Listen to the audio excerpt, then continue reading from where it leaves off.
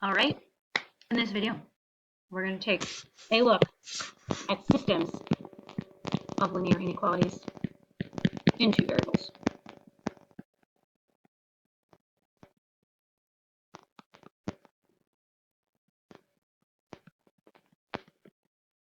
This is building on our lesson from the other day, graphing a linear inequality in two variables. And again, we really just want to start with the idea of what is a solution. So a solution is a value that makes a statement true. So looking at our options here, I am presenting you with three inequalities, and I want to know which ones have 1, 3 as a solution. So I'm going to substitute 1 in for x and 3 in for y in each problem.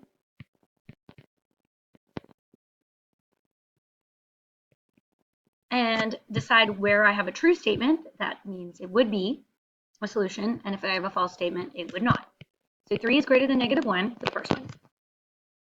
For the second one,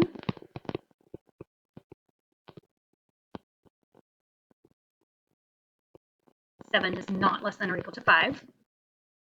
And for the last one, -2 is less than -1. So this particular point is in the graph of this linear inequality as well as this linear inequality. Now recall, what does it look like again when we're a solution to the linear inequality? If we're not on the boundary line, which we wouldn't be in case A or C because we don't have like an equal to part, then we'll be in the shaded region. So if we were to graph both of these, what would happen, or what would you expect to find? It's going to be in the shaded region of both graphs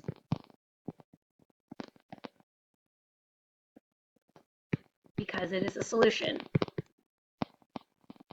to both inequalities.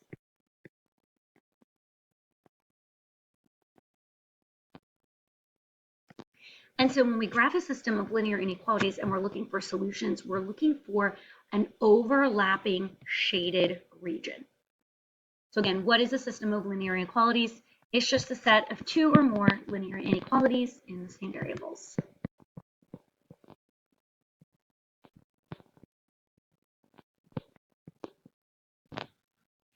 All of these are going to have infinitely many solutions because, again, we have a shaded half plane, or a portion of the plane, not necessarily a half plane.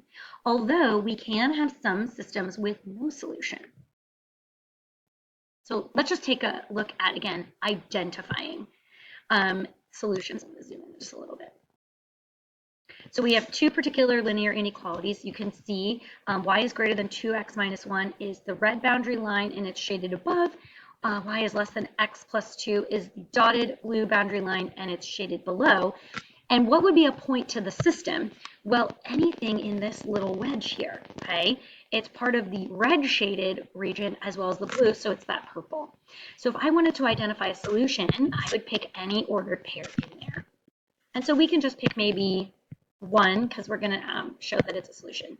Because we get to choose, we want to pick something that's nice. So I'm looking right here. This is the point 0, 1. I'm just going to double check and show that it's a solution by substituting it into both of the inequalities. 1 is less than 0 plus 2. 1 is less than 2 is true. I'm sorry, that should have been a 1. Again, all I'm doing is putting 0 in for x, 1 in for y, using my order of operations. And 1 is greater than or equal to -1. So again, 2 true statements will be in the overlapping region. Like I mentioned, we could also have a system with no solution. So looking at this situation, what types of boundary lines do we have? We have parallel lines, right? So our lines are parallel. And the red line is shaded above and the blue line is shaded below. So do we have any overlapping points? What are the solutions to this system? No solution. So the lines are parallel and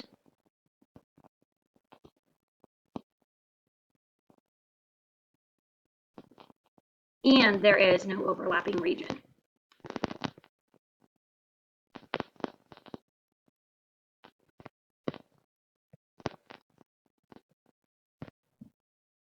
So just like when we solve linear equations, we can have no solution. That also can be occurring in a system of inequalities.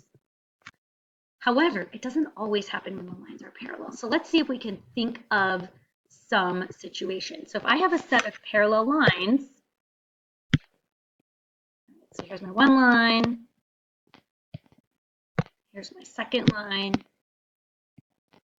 Could I come up with a scenario where I don't have no solution? So that would be something overlapping. Well, what if I had this? What if I had the green line shaded below and the blue line shaded above? Then I do have an overlapping region. I have this region right here. So this would be the solution to my system. I could also have a different scenario. I'm just going to erase everybody. Draw my parallel lines.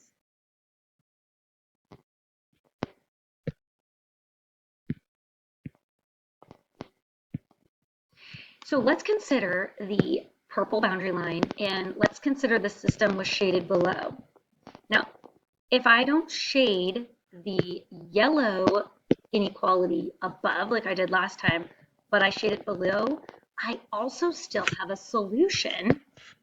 But interesting, it's actually exactly what would happen to that yellow inequality. If it was a solid line, it would include that region. If it was a dashed line, it would just include all of the ordered pairs below that second boundary line. So those are just some scenarios where just because we have parallel lines doesn't mean we have no solution, and that's just something that we need to be aware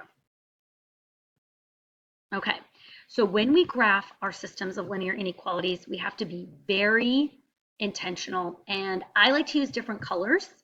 And it's very important that you indicate to me what is the overlapping portion. So I'm going to do a couple problems with you and have you do some on your own. So problem number 1, we want to graph the solution to y is greater than -2 and then y is greater than 3x. So again, the first thing we're going to do is consider the boundary line, and if we have a solid or a dashed line. So y is greater than -2. Our boundary line is y equals -2. But this is going to be a dashed line because it's y is just strictly greater. This is a horizontal line. And if I choose the origin as a possible solution point, is 0 greater than -2? Is that true? It is. And so this inequality is shaded above. I strongly recommend that you do them one at a time and then darken or highlight your overlapping region. If you wait to do the shading until you have both ready and you're trying to choose exactly which portion of the plane, it can get a little confusing, so this is what I recommend. For my second inequality, I have a slope-intercept form where my y-intercept is 0, and I have a slope of 3. So I'm going to go up 3 and right 1, but I'm also going to go down 3 and left 1. This is also a dashed boundary line.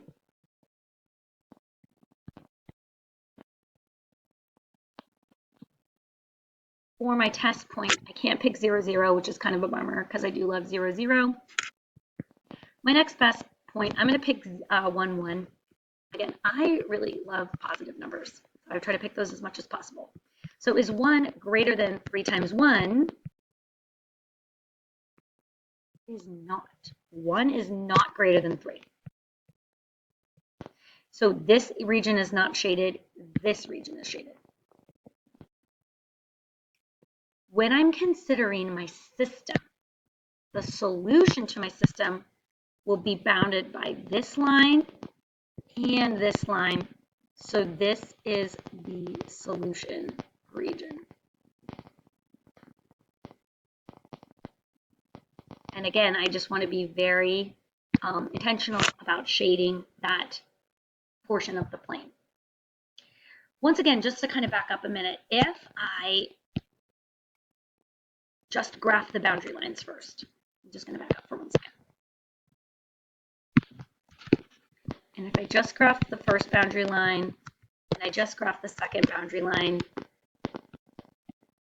and then I was trying to think of, should I shade here, here, here, or here? I have 4 different options. And so that to me feels more confusing to test 4 different points than it does to just shade each region as you go and then decide where you're overlapping, look and see where your overlapping portion is. So that is what I recommend. Okay, let's do one more together.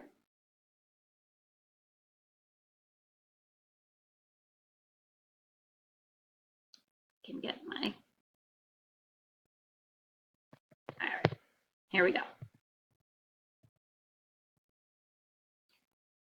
Y is greater than x minus 2.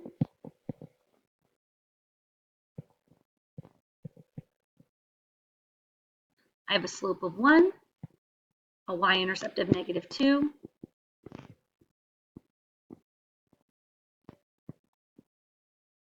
I have a dashed line,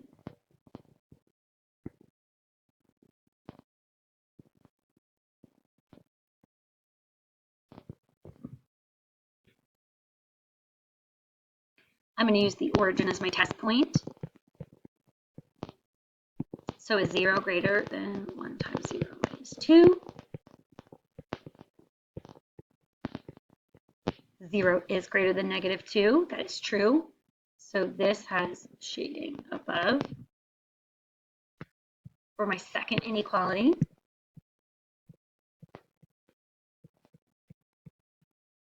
I have a y-intercept of 2 and a slope of -1. So I'm going to go down 1, right 1, down 1, right 1.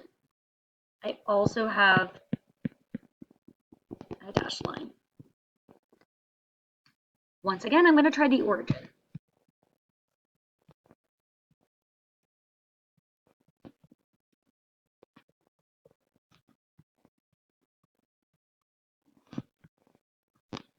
And this is also true.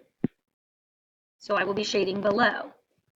My overlapping region, my solution to my system, is this portion of the plane right here. I'm going to go ahead and I'm going to pause the video, do example 3, and I'd like you to try that one on your own and then check your answer against mine. So go ahead and check your answer here. For my first line, 2x plus 3y is less than 6. I chose to use the intercepts to graph. X-intercept is 3, y-intercept is 2, dashed line. And then I tested 0, 0, which turned out to be true, so I shaded below.